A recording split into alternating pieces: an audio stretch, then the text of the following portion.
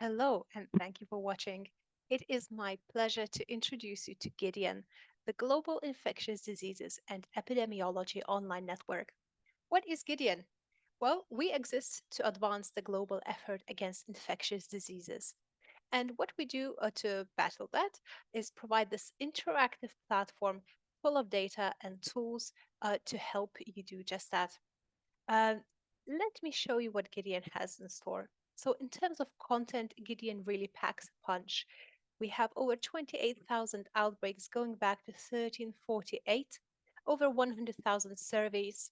Everything is referenced in every page in Gideon, sometimes up to 1,000 references per page, which is really great when you're working on systematic reviews or research papers because you can find all the quality data in a single place.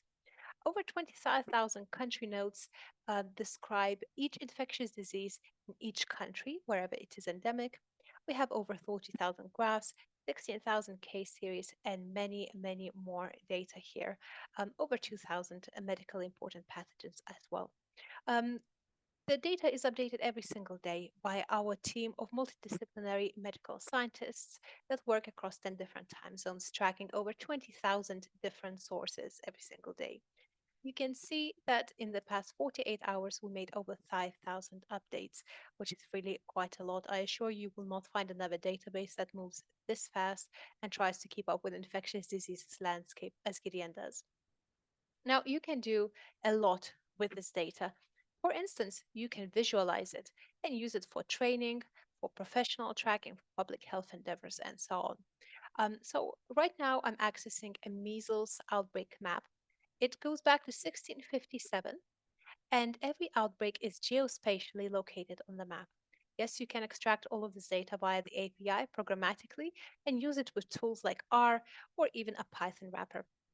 Now, let me zoom in and show you what I mean by geospatial mapping.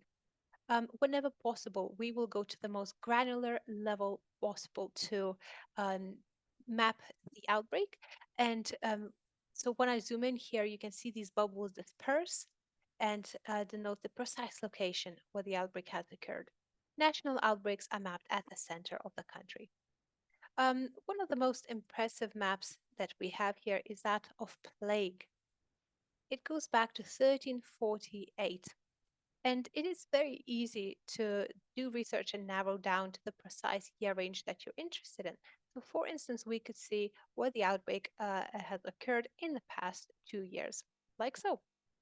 Clicking on the endemicity legend will show you disease rates per 100,000 population and also what color coding of these countries means. And every map can be zoomed out, zoom in to your preference, and exported at a click of a button. Let me show you some more. So we have global outbreaks map as well. The global outbreaks map tracks every infectious disease outbreak across the world in a given year, and that goes back to 1900s. Now, if I select, for example, 1912, we can see that there was a smallpox outbreak of 550 cases by Niagara Falls in New York, and there was plague outbreak in Suffolk, United Kingdom. And I can select any year I like and see the situation around the world.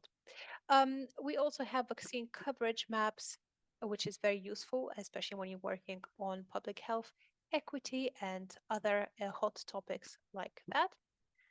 Hovering over a country will show you the percentage of coverage.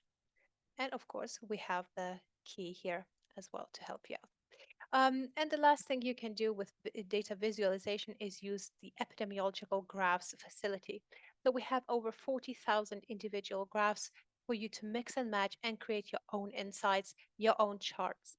For instance, I might want to compare tuberculosis cases in United States and Canada. To compare apples to apples, we are going to compare rates per 100,000. I'm going to hit generate chart, and here we have the data. We can view it as a data table precise numbers, or we can view it as a graph, download it, use it in the presentation or classroom teaching material. This particular graph goes back to 1924. Um, Now, we might want to look a little bit wider, not just country to country, but we might to compare data worldwide. Um, Let me just scroll down here and see what I mean. So tuberculosis, we know that there's ongoing tuberculosis pandemic. And the rates, unfortunately, have tripled since 1965. And this graph illustrates that some countries are doing a great job at battling tuberculosis, some are lagging behind. And this graphing facility can give you an insight exactly how that works. Okay, so let's have a look at the data itself. Gideon tracks diseases, drugs, vaccines, microbes, and countries. As far as countries go, we can see every infectious disease relevant to that country, as well as when the latest outbreaks have occurred in a single page. So we start with travel guidelines. For example, we're looking at Canada, and then we can see that there are 224 infectious diseases relevant to Canada. We can see when the latest outbreaks has occurred, and we can click through to any of these country notes to read more. We will also have vaccination coverage graph of the most prevalent vaccines and the vaccination schedule, which also spells out composite vaccine names, especially useful for pharma nursing students so that they understand what all of these mean. From here, we can access the vaccine record itself. And we can have a look at the relevant disease, what's the mechanism of action, what's the typical dosage, toxic effects, contraindications, and so on. We can also search vaccines by contraindications and toxicity, but more on that in a more extended demo. Let's have a look at what we can do with diagnosis tools. So Gideon has a Bayesian analysis driven differential diagnosis tools for you that can help you identify what infectious disease you might be dealing with, challenge that confirmation bias, but also it incorporates epidemiology in its differential diagnosis, something that no other differential diagnosis tool does at the moment. So, for instance, I have a patient that is experiencing all of these clinical symptoms here. And I know that the patient has just returned from Albania. Now, looking at the differential diagnosis here, PDN says there's a 95% chance of varicella. However, we can see this blinking um, exclamation mark. I'm going to click on the first case scenario, which has been developed in collaboration with WHO, and it will tell me that actually there's a 98% chance of mpox, which is not yet endemic to Albania, but this could be the very first case of that disease in that country.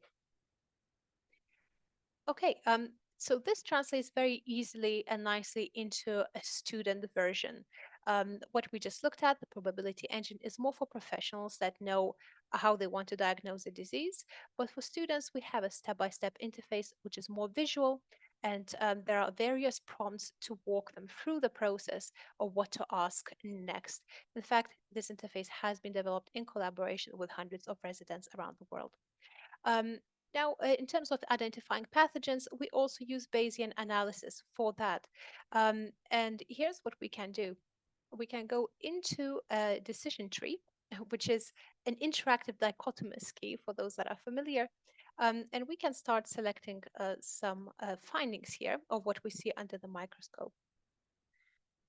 Okay, perhaps we have a gram-positive bacterium with branching filaments present, which is microaerophilic. Right away, just from those three, we have a 91% match of a phenotypic profile with amycolaptosis, patellopharyngitis.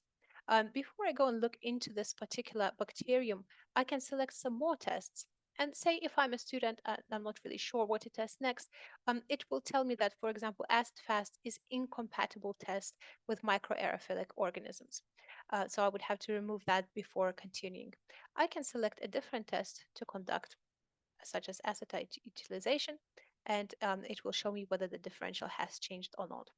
I'm going to go into this bacterium now and show you what we have on those. So we have ecology, etymology notes, phenotypic information.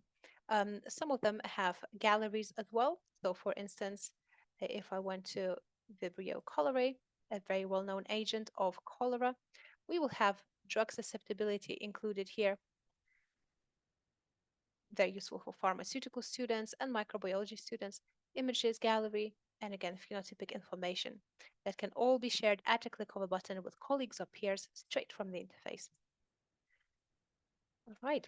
And then going back to the explore data. There's a lot of tools, there's a lot of data here that you can find, but one of the most powerful things that Gideon can also do for you is compare diseases, drugs, bacteria, mycobacteria, and yeast, algae side to side, to spell out exactly what differences are between the two organisms or two diseases, both in a clinical findings sense and also as a fingerprint.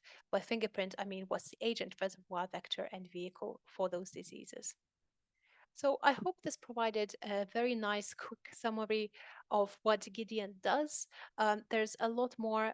So if you would like to hear more, please feel free to reach out and book a proper demo with our team. Thank you for watching.